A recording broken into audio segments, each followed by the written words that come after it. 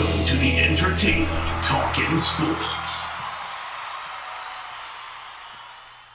What is going on, football fans? Back at it with another video, and I meant to get this video up earlier. Of course, I was streaming the Mets game. I had to eat some dinner after the fact, and this trade came out as soon as I started streaming the New York Mets game. And obviously, this is a big trade in the New York area, not from the team that I cover. Of course, I'm a New York Giants fan, but it's a big trade nonetheless. And of course, we've heard the rumors as New York sports fans that Jamal Adams was trying to force his way off the New York Jets, not just this year, but last year as well. And the first team that I thought about, when the rumors recirculated this offseason, was the Dallas Cowboys. Of course, he comes from the Dallas area. I believe he grew up a Dallas Cowboys fan, and their biggest need on that defense is the safety position. So that was the first team that made the most sense to me. And as a Giants fan, I'm glad that he stays out of the division. Although if the Cowboys would have had to give up a similar price to what Seattle gave up, I may be a lot happier. Now, I know a lot of New York Jets fans may be upset about this. Jamal Adams was the face of that football team, a former first-round pick. I think he was 6th overall, if I'm not mistaken, and a great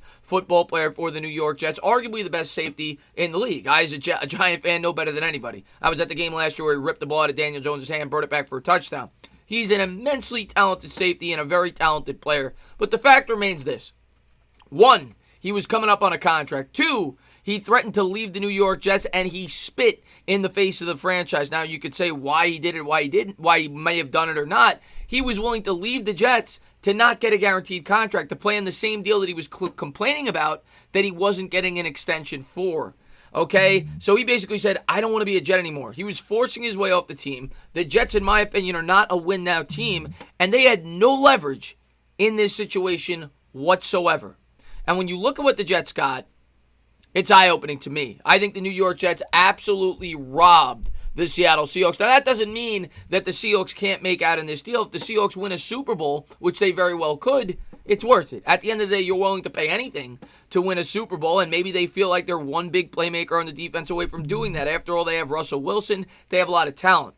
But if they do not win a Super Bowl, they do not make an NFC title game, Seahawks lost this trade. And they overpaid, like I said, especially considering the situation that the New York Jets were in. And I, as a Giants fan, and Giants fans should know what the Jets are going through right now. We traded the guy who was thought to be the face of our team just 2 years ago with Odell Beckham in a similar trade in which we didn't even get back as much as the Jets are about to get. It was at least comparable because at least Peppers was a former first-round pick, but I would always take the pick over the player. But let's jump into some of the details about the trade with Jamal Adams. Here it is.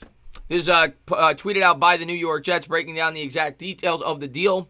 We've agreed to a trade with Seattle. The New York Jets tweeted out. We received Bradley McDougald, who is a decent safety, a first-round pick in 2021, a third-round pick in 2021, a first-round pick in 2022. The Jets received Jamal Adams and a fourth-round pick in 2022. So you figure 2022, who knows what the Jets are going to be by then. But even if the Jets are a bad team, let's say the picks are close to offsetting, even though you have comp picks in between. Let's say the Seahawks are a great team. You're picking, around 90 at that pick, and your fourth-round pick's probably like 110. So it's not that big of a difference for them. But you're still getting 2 first-round picks, a higher pick from the third to the fourth round, and a safety to replace Jamal Adams. And who knows where those picks will be. They'll probably be later in the draft. But regardless, the fact that the New York Jets were able to orchestrate a trade like this and get 2 first-round picks in the situation that they were in with a player, and you also got to keep this in mind.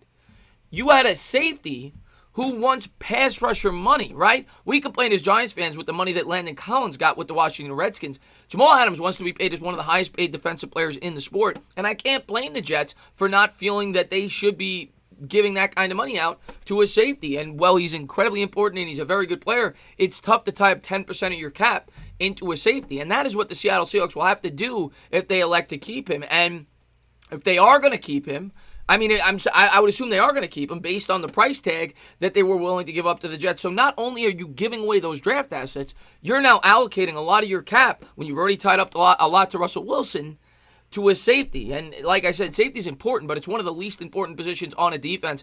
I think with all things considered, and like I said, Jet fans may not want to hear it because they love Jamal Adams and he was a great player for that football team. I think with all things considered, the New York Jets cannot lose this trade, and the only way the Seattle Seahawks can win it is if they win a Super Bowl. If not, we'll call it the next 2 years. Adams, of course, will hit free agency, I believe, after next season.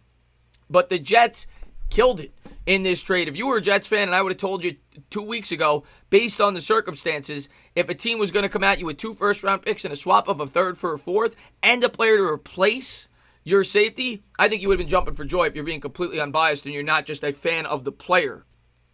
I don't see how you can be upset with this trade if you're a New York Jet fan. I think you absolutely robbed the Seattle Seahawks. And I know that the Jets came out and they said that they would have to be blown away to make a trade, and they were. And who knows, maybe if they would have held out, maybe they could have gotten more. I can't imagine much more.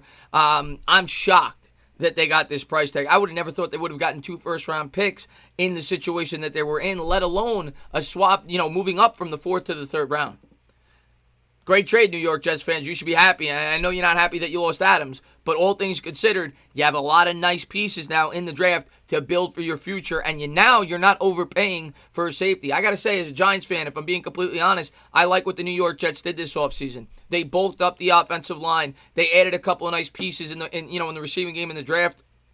They spent a lot in free agency on that offensive line, and now they got rid of a player who's basically been a cancer for that team. He's been talking about wanting to leave that team now for 2 years. You get rid of him, and you get more than what he's probably worth.